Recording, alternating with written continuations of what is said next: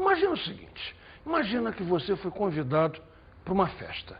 E nessa festa onde vai se comemorar alguma coisa, tem alguma coisa importante que aconteceu e merece ser brindada, o ponto alto dessa festa vai ser abrir uma garrafa de vinho, um vinho que está envelhecendo para uma grande ocasião. Chega a hora, o vinho é aberto, os convidados são servidos e o vinho está com um delicioso gosto de vinagre. Frustração, o que aconteceu? O vinho está estragado, a gente foi roubado, venderam vinagre. O que foi que houve? Bom, eu posso te dar uma boa ideia do que aconteceu. Certeza, ninguém pode ter, mas uma boa ideia aconteceu o seguinte. Imagina só, a rolha do vinho é feita de cortiça. Com o tempo, aquela rolha resseca e permite a passagem de ar.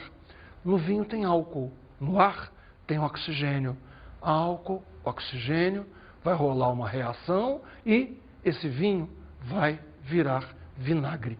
É exatamente isso, é um processo absolutamente natural. Aliás, a palavra vinagre quer dizer vin, acre, vinho, azedo.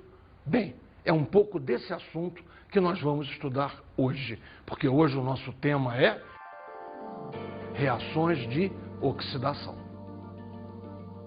Para dar início ao nosso estudo das reações de oxidação, o primeiro estágio que a gente vai trabalhar são as reações de combustão, tanto de hidrocarbonetos quanto de compostos oxigenados. Reação de combustão é a mais enérgica, é a mais forte, a mais violenta das reações de oxidação. Vamos definir reação de combustão. São reações exotérmicas, liberam calor, ou seja, que consomem oxigênio, produzindo, normalmente, gás carbônico e água. Então veja bem, quem é que são os reagentes? Ou um hidrocarboneto ou um composto oxigenado. E o oxigênio, normalmente o oxigênio do ar atmosférico. Os carbonos vão se transformar em CO2, gás carbônico, e os hidrogênios vão se transformar em água. Vamos exemplificar detalhando a combustão do propano. Repare bem, propano é um alcano. Fórmula de alcano, CnH2n mais 2. Propano é um alcano de 3 carbonos, consequentemente C3H8. Vamos balancear essa equação. Vamos ver então como é que a coisa funciona. Não são 3 carbonos no propano, então tem que ser 3 de CO2. Não são 8 hidrogênios do propano, 8 hidrogênios, consequentemente, completamente balanceada. Vamos olhar agora a combustão do etanol. Etanol é o álcool comum, que é muito usado como combustível exatamente. Então vamos preparar a equação de combustão do etanol. Calminha. Etanol, Et são 2 carbonos. C2H6, o mesmo esquema de alcano, porque é composto saturado. E o oxigênio da hidroxila. Logo a fórmula é C2H6O. C2H6O vai reagir com o oxigênio. Vamos ver como funciona o balanceamento. C2H6O, eu tenho 2 carbonos, consequentemente 2 de CO2. 6 hidrogênios, consequentemente 3 de água. Agora vamos contabilizar os oxigênios devagar. 4 no CO2, 2 vezes 2, 4. 3 na água, total de 7. Ah, então lá tem que ser 7, mas veja que já tem 1 no etanol. Então estão faltando 6. Consequentemente, 3 de O2. E novamente a equação está perfeitamente balanceada. Acontece nas reações de oxidação que ocasionalmente o meio pode ser pobre em oxigênio.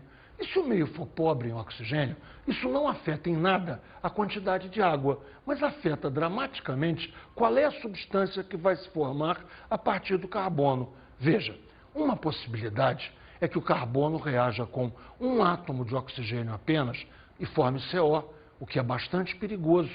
Você sabe por quê? CO é tóxico. Tem outra possibilidade mais curiosa ainda, o carbono sair na forma de C, carbono, carvão, fuligem. Talvez você já tenha visto que ocasionalmente a panela fica toda preta embaixo. Se você passar a mão ali, você vai se sujar. A gente chama isso de chama fuliginosa. É a chama que suja. Se você queimar querosene, sem a menor dúvida acontece isso. Repare, isso então ocorre quando você tem meios pobres em oxigênio.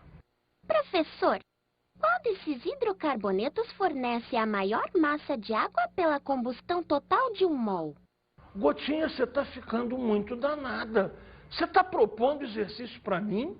Onde é que você arrumou esse exercício, menina? Ah, mas esse exercício é muito fácil. Dizendo os nomes, fica difícil.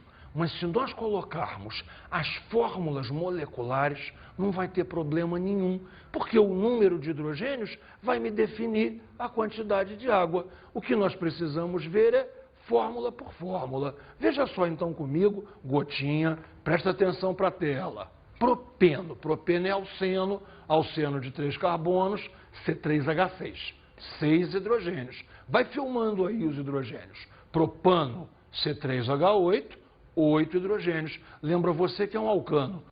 Etino, 2 carbonos, alcino, CnH2n menos 2, C2 dobrou 4, tirou 2, C2H2. Eteno. Eteno é um alceno. A proporção é de 1 para 2. Então, C2H4. E, finalmente, o metano. Metano é alcano, um carbono só, CH4. Gotinha, filma os hidrogênios. 6, 8, 2, 4, 4. Como é que eu vou fazer a conta do número de moléculas de água? Ué, a cada 2 hidrogênios se forma uma molécula de água. Quem tiver mais hidrogênios formará mais moléculas de água, logo uma quantidade de água maior. Quem é que tem mais hidrogênios lá? Conta para mim quem é. É o propano, C3H8, que vai formar 4 de água. Então ele será quem dá a maior quantidade de água na combustão entre os hidrocarbonetos que você escolheu. O que eu quero saber é se você entendeu. Agora entendi, professor.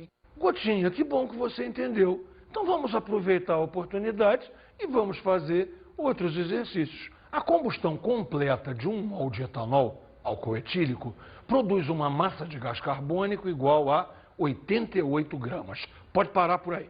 Eu quero que você pegue essa informação e entenda o seguinte: desconfie de quando o exercício te der uma informação que você podia descobrir sozinho.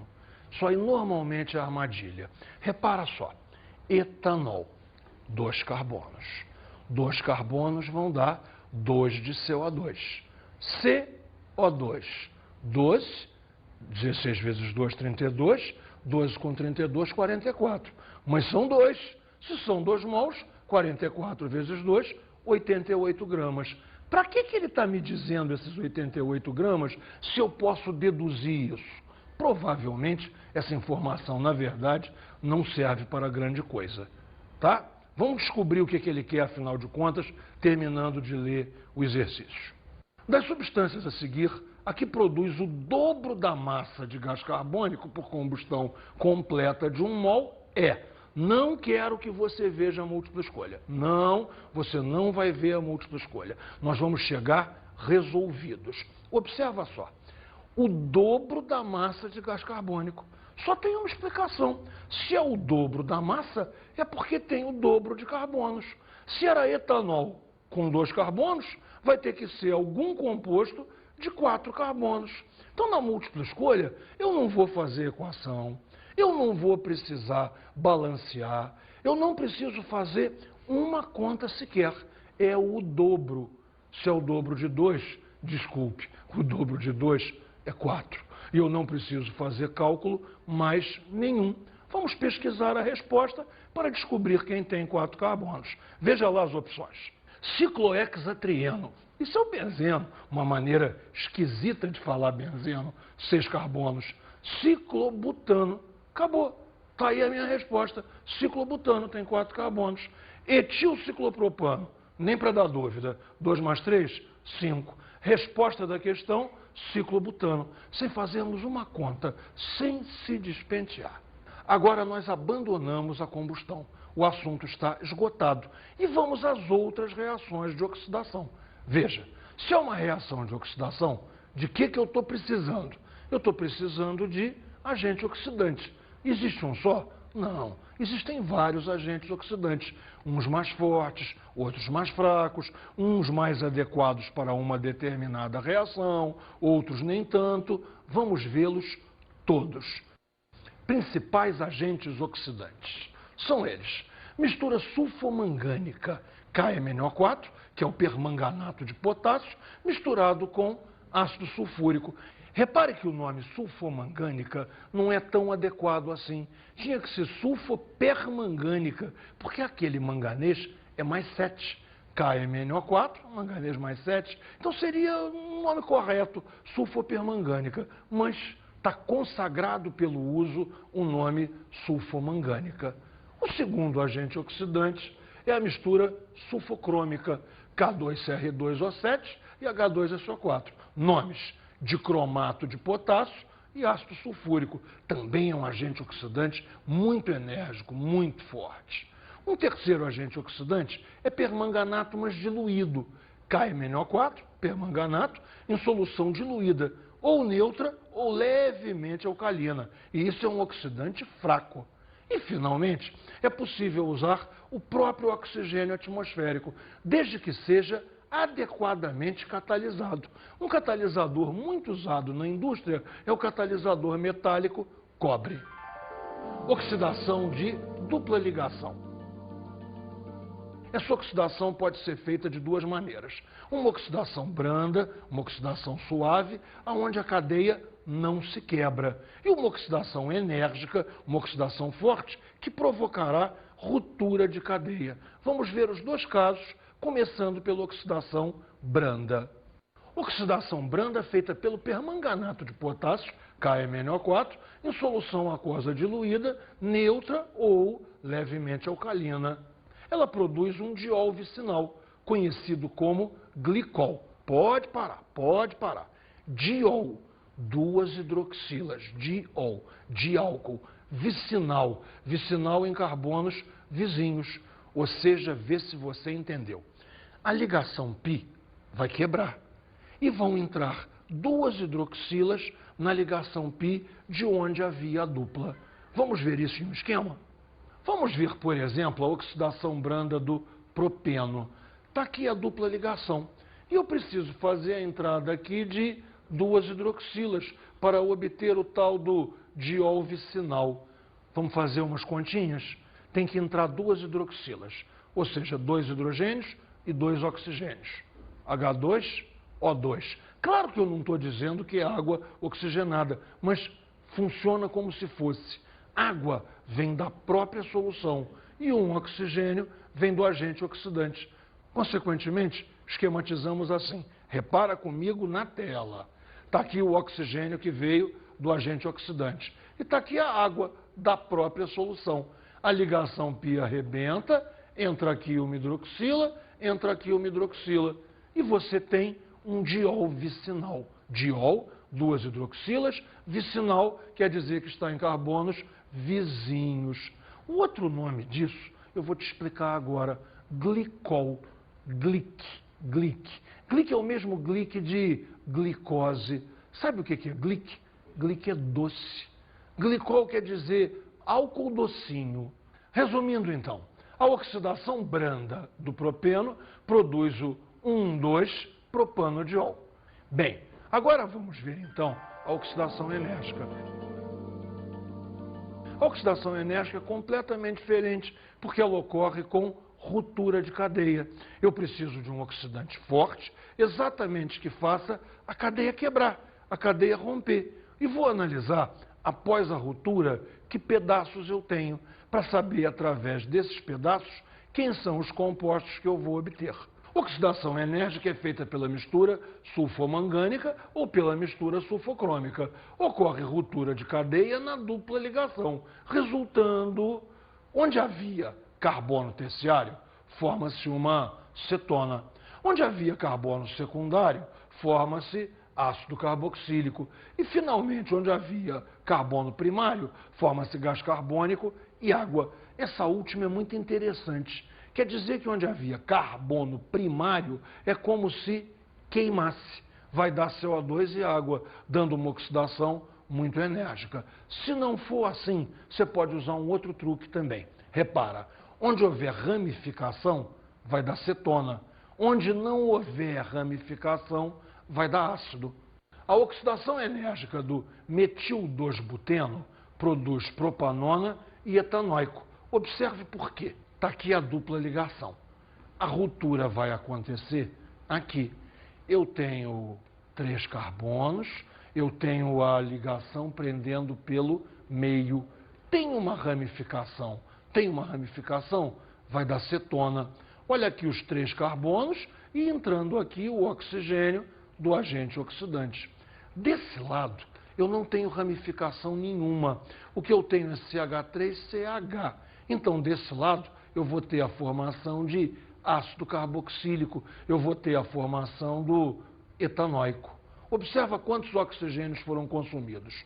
1 para fazer a propanona e 2 para fazer o etanóico. Logo, eu gastei 3 oxigênios.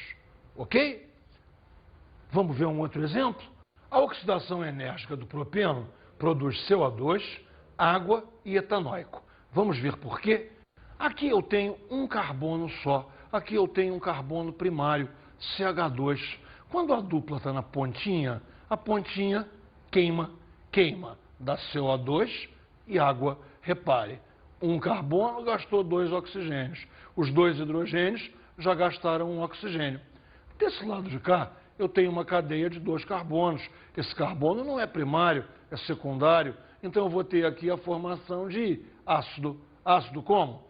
CH3, CO, OH. Quantos oxigênios entraram? 2. Já tinham entrado 3 aqui. Para o balanceamento ser perfeito, 5 oxigênios. 5 oxigênios têm que vir do agente oxidante. Bem, vamos ver agora a oxidação pelo ozônio. Como ela funciona? O ozônio se adiciona à dupla ligação, ocorrendo o que chamamos de uma ozonização. A água rompe a molécula, ou seja, ocorre uma hidrólise. A reação total é comumente chamada de ozonólise, ou seja, pegou o gancho. Ozonólise é como a gente chama ozonização seguida de hidrólise. Ozonização, hidrólise, pegou o nome genérico ozonólise. Podem se formar 2 aldeídos, 2 cetonas, ou então um aldeído e uma cetona, dependendo da configuração em volta da dupla ligação.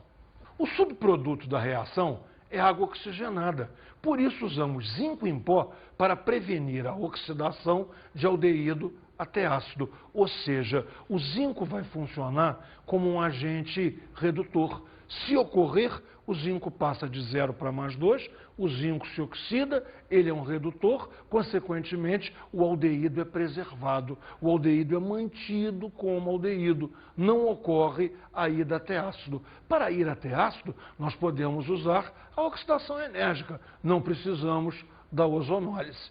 Vamos ver um exemplo? A ozonólise do metil-2-buteno produz propanona e etanol. Ah, mas meu Deus do céu, por quê? Bom, vamos ver no exemplo. Repara só, CH3, C, CH3. A dupla está aqui. CH, CH3. Ok, vai haver uma ruptura aqui. Para ver essa ruptura aqui, a coisa é meio complicada. Primeiro, entra o ozônio. Eu tenho 3 átomos de oxigênio para entrar. 2 deles fazem uma ponte sobre a molécula e um faz a separação.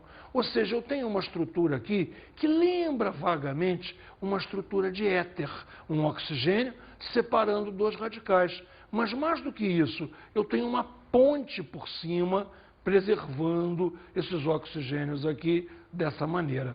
No instante em que eu jogar água, isso tudo se arrebenta.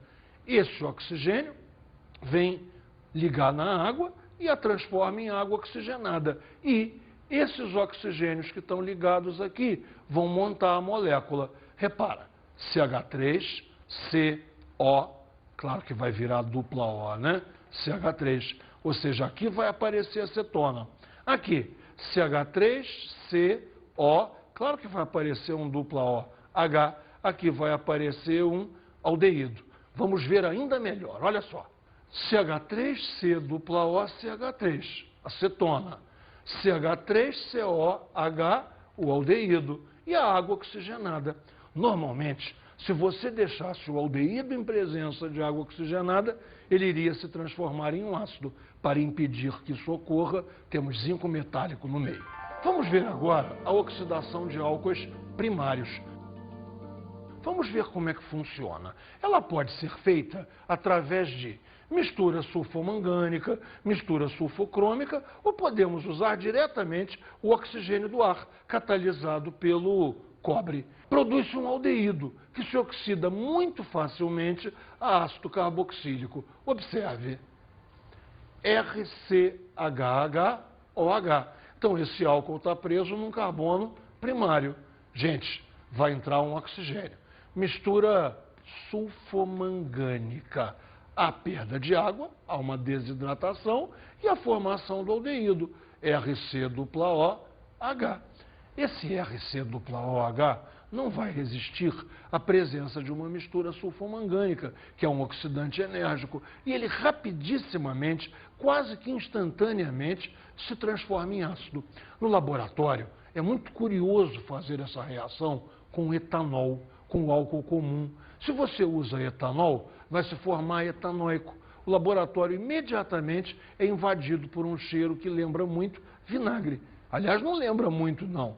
É vinagre. O cheiro é forte, o cheiro é ativo e muito facilmente perceptível. RCOOH com mais um oxigênio que vem ainda da mistura sulfomangânica e se transforma aqui em OH. Transformamos o aldeído num ácido carboxílico. Resumindo a coisa, a oxidação de álcool primário se dá em duas etapas.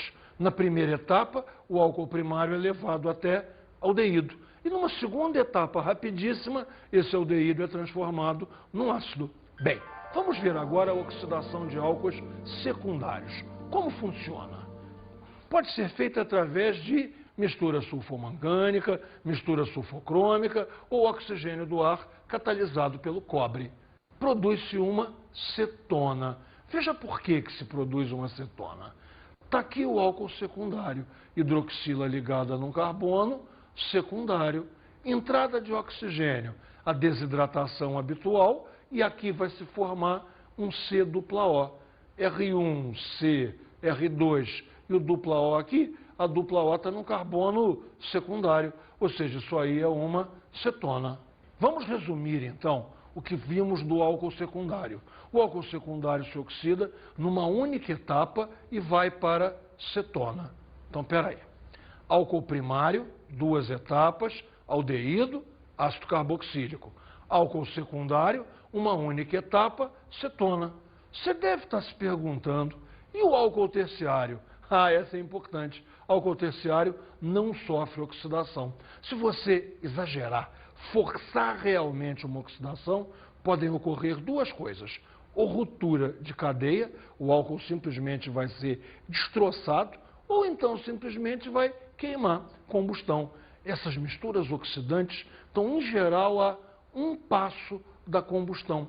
Você pode acender um pedaço de algodão embebido em álcool apenas pelo toque numa mistura oxidante. Ou seja, a reação deixou de ser uma oxidação enérgica, passou a ser a mais enérgica de todas as oxidações, que é a combustão. Mas, se for apenas oxidação enérgica, o álcool terciário resiste. Bem, eu quero que você escute agora um texto super interessante, um texto que realmente vai mostrar a importância industrial das reações de oxidação.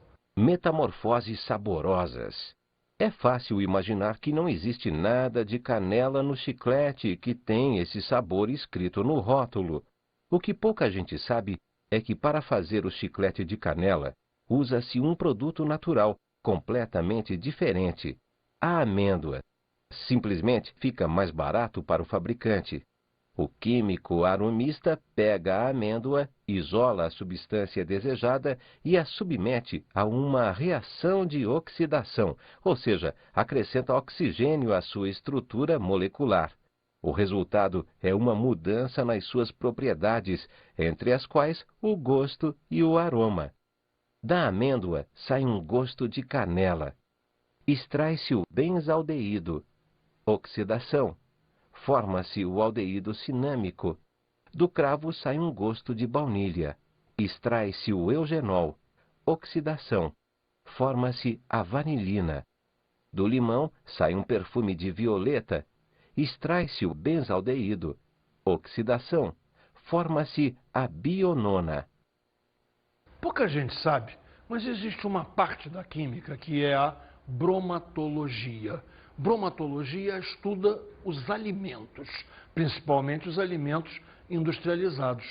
Nessa área, é com tristeza que eu vou te contar que a química está virando a arte da enganação. A gente consegue plagiar a natureza em tudo, fazer compostos mais baratos, que têm o mesmo cheiro e o mesmo gosto que os compostos naturais. Repara só, baunilha. Baunilha é sintético. A gente faz a vanilina, um composto químico que tem o mesmo cheiro e o mesmo gosto que a baunilha.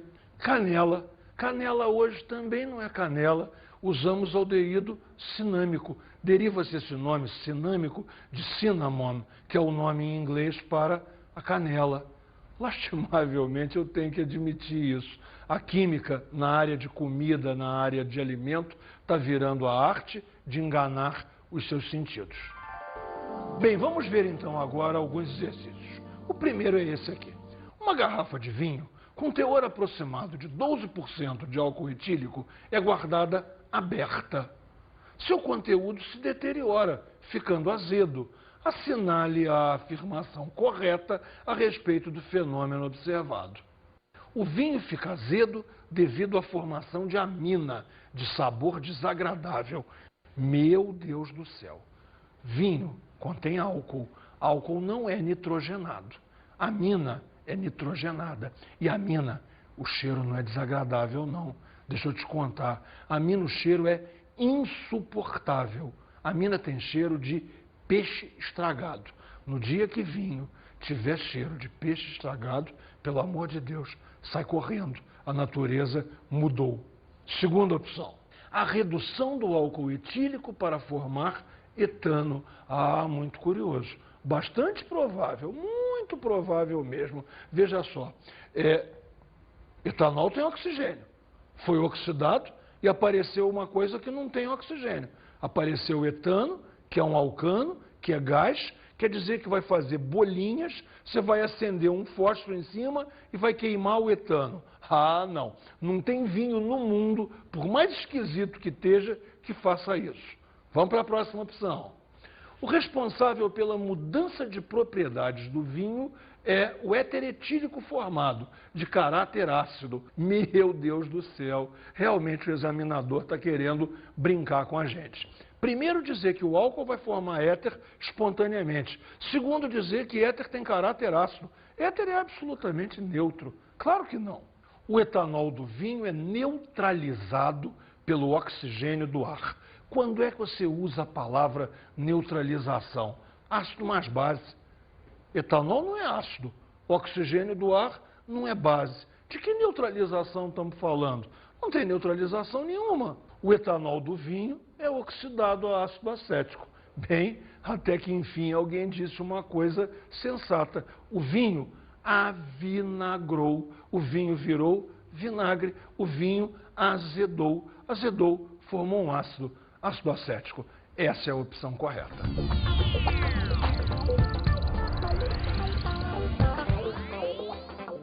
Minha dica de estudo é muito simples. Curiosidades. Reparou que muitas das reações terminam em ácido? Sabe de onde vem a palavra ácido? Ácido vem de acetum, em latim. Acetum deu duas palavras em português. Uma, ácido, outra, azedo. Então repare, quando alguém diz a comida azedou, é que houve reações químicas ali, de oxidação, que geraram ácidos. E esses ácidos têm gosto azedo.